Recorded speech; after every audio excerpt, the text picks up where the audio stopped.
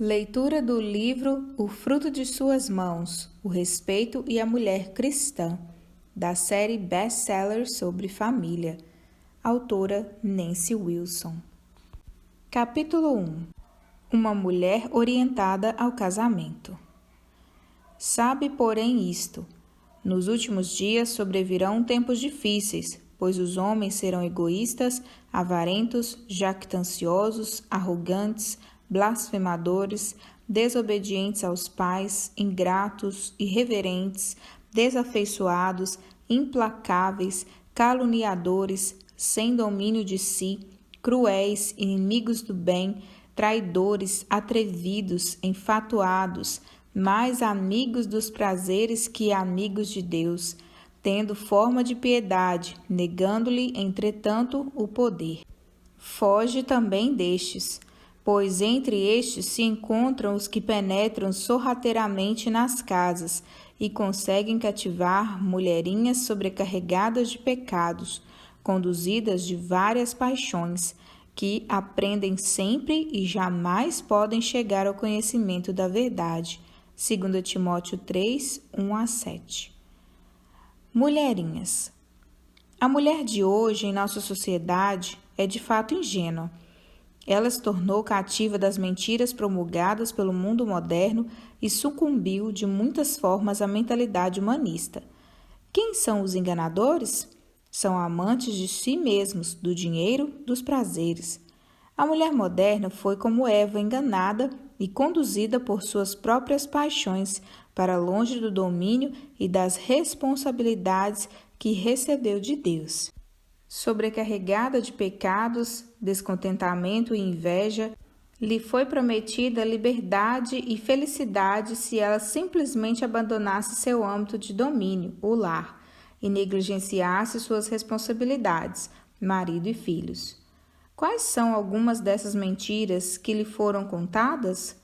Que a fecundidade é má, filhos estragam o corpo e o orçamento, casamento é uma parceria, submissão é para imbecis.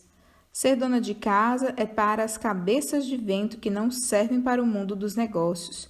As mulheres não estão destinadas a um único propósito, mas devem e podem competir com os homens em pé de igualdade.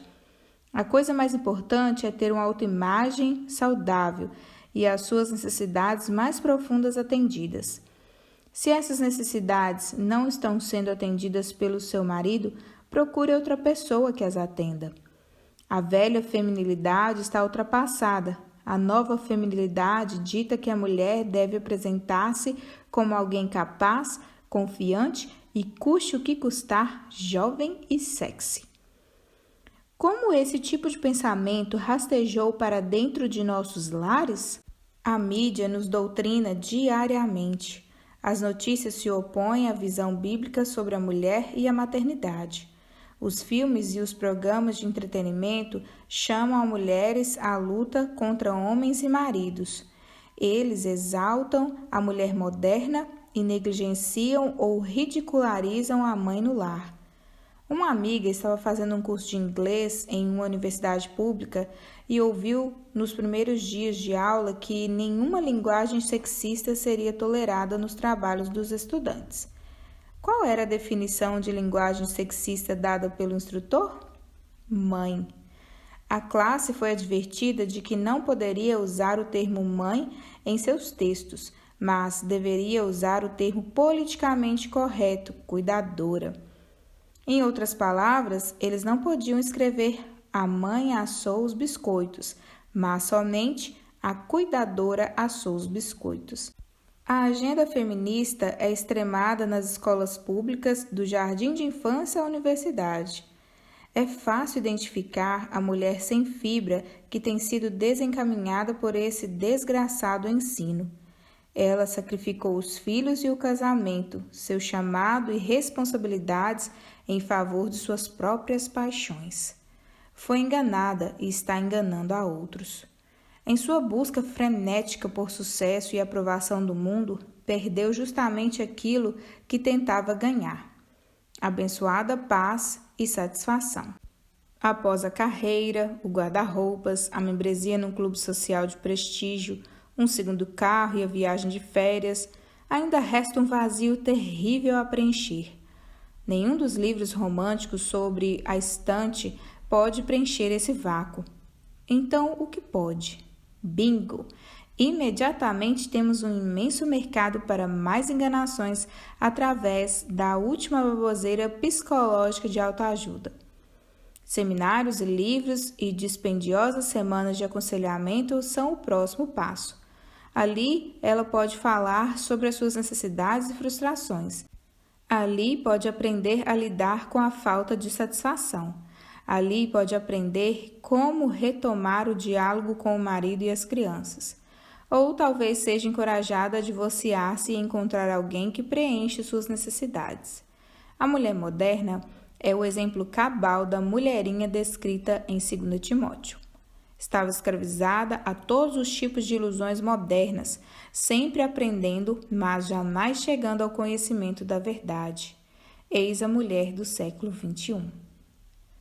Como uma mulher cristã que se dedica a servir a Deus em seu lar pode resistir a esse tipo de propaganda?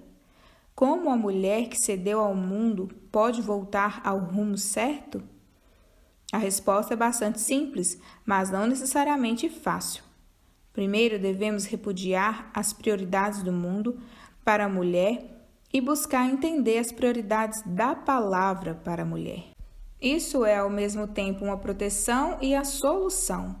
Devemos decidir ser obedientes à palavra de Deus, não importa o que ela diga, sem concessões. É isso que significa ser uma mulher da palavra.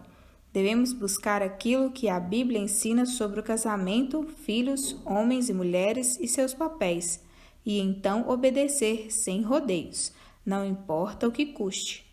Isso é cristianismo radical?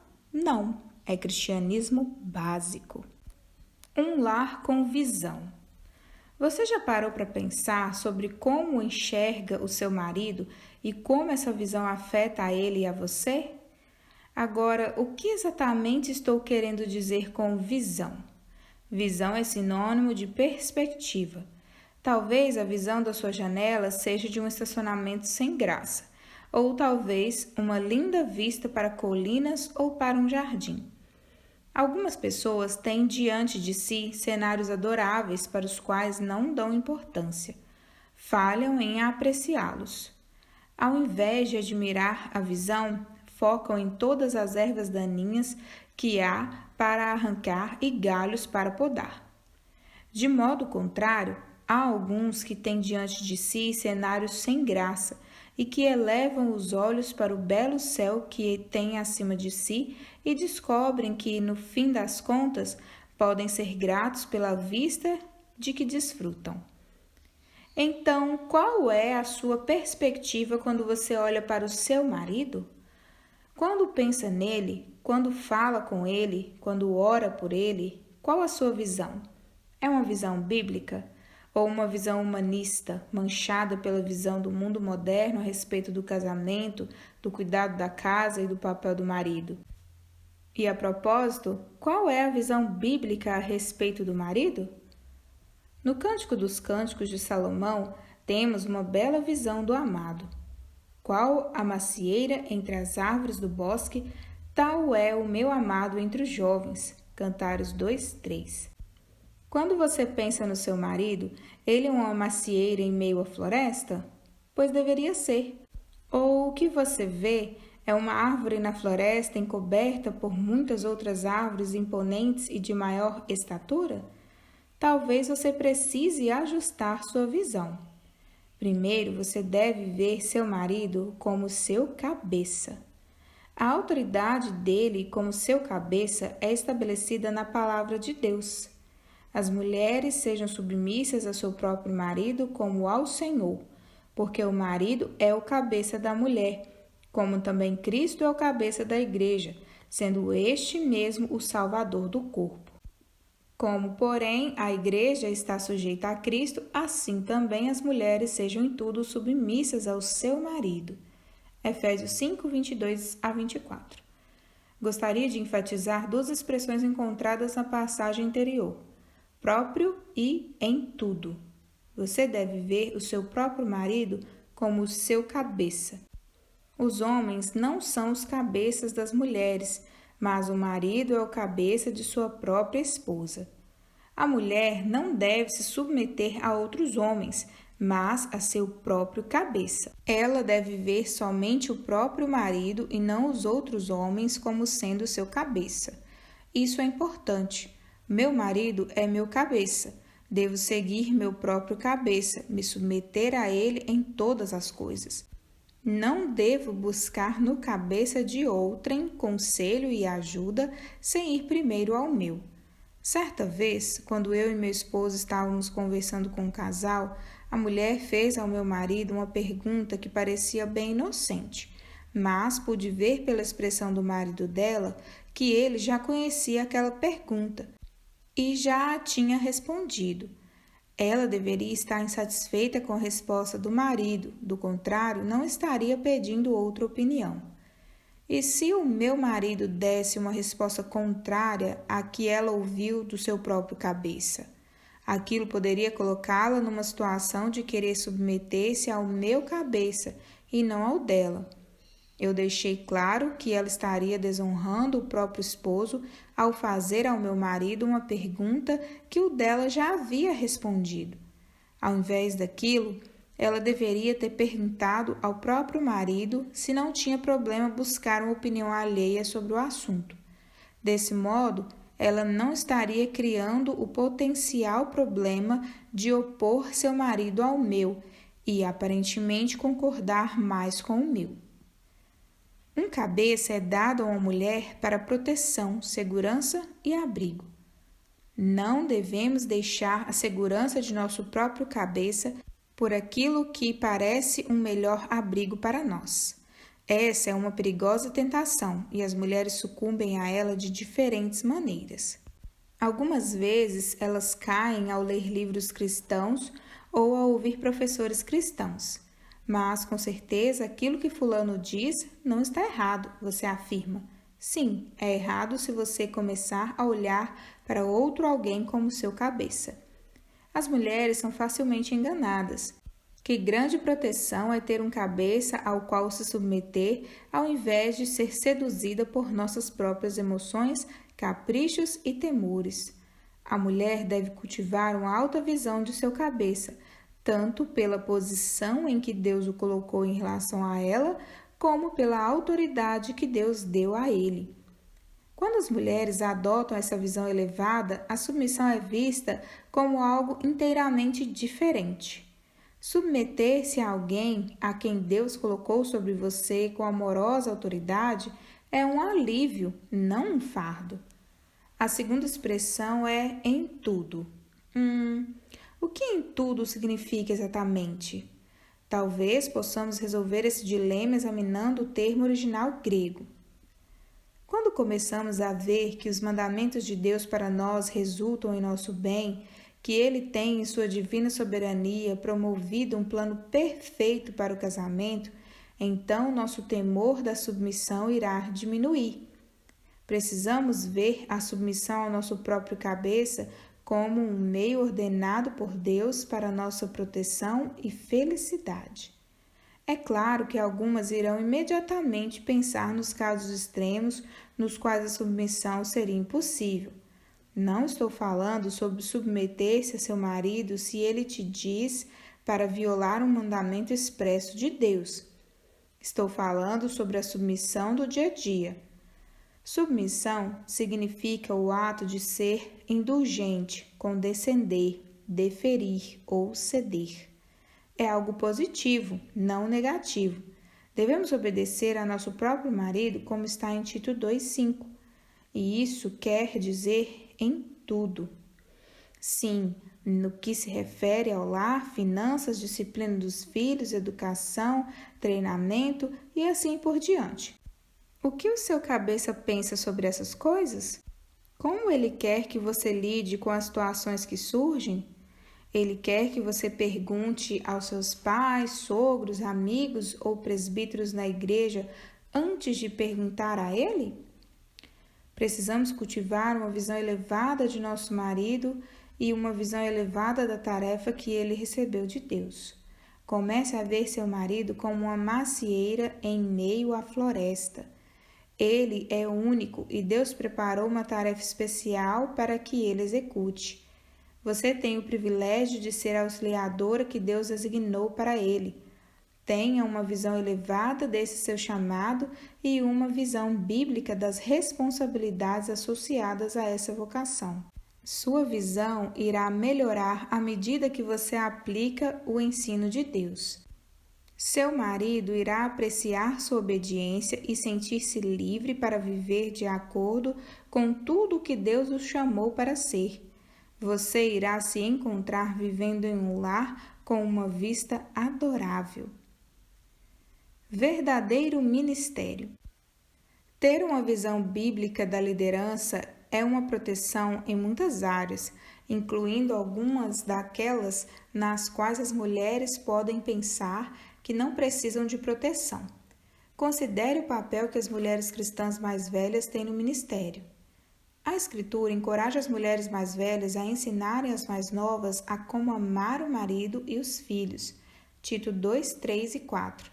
O que isso significa no século XXI, com os modernos meios de comunicação e transporte? Há limites para o ministério que a mulher pode desempenhar para com outras mulheres? Quais as bênçãos e os perigos ligados ao ensino de outras mulheres? Em primeiro lugar, perceba que a natureza do ensino na passagem de Tito é muito centrada no lar. Isso não é algo estreito. É algo que dá à mulher um amplo espectro de temas que podem ser abordados.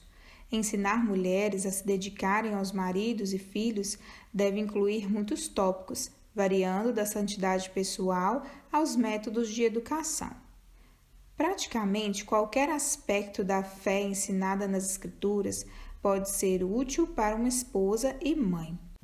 Qualquer estudo centrado na Escritura pode ser usado como uma ferramenta real, porque uma boa mulher cristã será uma boa esposa e mãe. Mas quais outros princípios são estabelecidos para as mulheres cristãs e podem incidir nessa questão das mulheres no ministério? Hoje temos mulheres no mundo cristão que escrevem livros, editam revistas para mulheres, viajam em conferências itinerantes, têm programas no rádio ou na TV, palestram em simpósios, etc. Se o ensino é bíblico e centrado em Cristo, pode-se automaticamente deduzir que o ministério é bíblico e centrado em Cristo? A primeira pergunta a fazer e a responder é: quem é o marido dessa mulher? Em seguida, há muitas outras perguntas secundárias que devemos fazer. Ela está cumprindo seu ministério para com ele? Ele é a prioridade dela? Ela o está auxiliando? A casa dela está em ordem? Ele está liderando-a nesse ministério? A identidade dela como esposa cristã está abaixo de Cristo, centrada no relacionamento que tem com o marido? Certamente, se uma mulher é viúva ou solteira, ela pode ter um ministério produtivo, mas ainda precisará de algum tipo de proteção e prestação de contas que devem ser feitas por meio da igreja. Se a resposta a qualquer das perguntas anteriores for não, então o ministério dela é provavelmente independente do marido, tal como uma carreira própria. Contudo, por ser um ministério cristão, é de algum modo visto como um ministério válido. Em contraste, porque a Escritura ensina que o marido é o cabeça da esposa, a mulher cristã no ministério deve ser vista como estando debaixo da liderança visível de seu esposo. Em outras palavras, o ministério dela deve estar visivelmente ligado ao dele. Isso pode ser de grande ajuda para ele, porque o ensino transmitido pela esposa pode ser complemento ao seu trabalho. Ele pode protegê-la de tornar-se demasiadamente comprometida com o serviço fora do lar. Ele pode ver objetivamente se ela está mantendo firme as prioridades.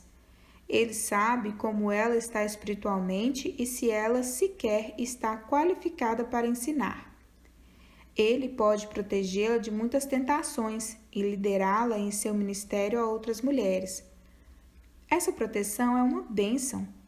Quando as pessoas ouvem ou leem o ensino dela, esse ensino está organicamente ligado ao cabeça que Deus pôs sobre ela. E isso é obviamente difícil quando o marido está do outro lado do país, ou se o nome dele meramente aparece em letras miúdas na página de dedicatória dos livros. É por isso que eu raramente viajo para falar em conferências de mulheres, mas, ao invés disso, falo onde o meu marido é convidado a falar. Isso não somente nos mantém juntos, trabalhando como um time, mas ele também está disposto para continuar me liderando e protegendo dentro do contexto do ministério. Meu papel de ensino é apoiar e complementar o ensino dele, não o contrário. Por isso, o meu ministério está visivelmente ligado ao do meu marido e não é visto como uma obra separada. A Escritura ensina que uma esposa é especialmente criada por Deus para ser auxiliadora de seu marido. A mulher virtuosa é a coroa do seu marido. Provérbios 12:4. Quando uma mulher no ministério consegue êxitos em uma posição de independência ao marido, muitas tentações acompanharão tal sucesso. Ela será tentada a pôr seu ministério à frente de seu chamado primário para ser esposa e mãe. Será tentada a encontrar mais satisfação e gratificação em seu ministério do que em seu chamado para ser esposa. E então virá a tentação de aceitar mais e mais compromissos para palestras, de apreciar a independência econômica, de trabalhar duro fora de casa, de acostumar-se ao sucesso à parte do marido e de se tornar mais independente dele. Em alguns casos, a carreira do marido é considerada inferior por não ser tão lucrativa, de modo que ele deixa seu trabalho para administrar o ministério da esposa. Isso é um retrocesso total. Como podemos esperar que Deus abençoe um ministério que está, em essência, sendo liderado por mulheres e auxiliado pelos maridos? Isso é especialmente trágico quando a carreira da esposa leva o nome de cristã e dedica-se a ensinar como ser uma esposa centrada no lar. As mulheres têm estado com frequência vulneráveis ao engano e frequentemente elas enganam a si mesmas. Aquelas que sacrificam seu próprio lar enquanto ensinam outras mulheres a serem esposas respeitosas e submissas têm sido enganadas e estão enganando a outras. Isso termina se tornando visível quando a questão chega ao divórcio. Ela derribou sua casa com suas próprias mãos. Provérbios 14:1. Quando chega a se dar conta da armadilha na qual se meteu, normalmente é tarde demais. Desistir e voltar para casa seria um escândalo público. Confessar abertamente seu pecado seria humilhante. Pedir ajuda seria admissão de fraqueza. Encerrar o ministério poderia deixar outras mulheres ou homens sem emprego. Ela percebe que os custos são altos demais, então continua a viver a mentira. A igreja hoje precisa de ensino piedoso para as jovens mulheres. Isso deve vir de mulheres mais velhas e piedosas, mas estas precisam primeiro ser submissas à Escritura e ao próprio marido. Assim, em um contexto no qual o marido é honrado, elas são protegidas das ciladas e tentações do ministério.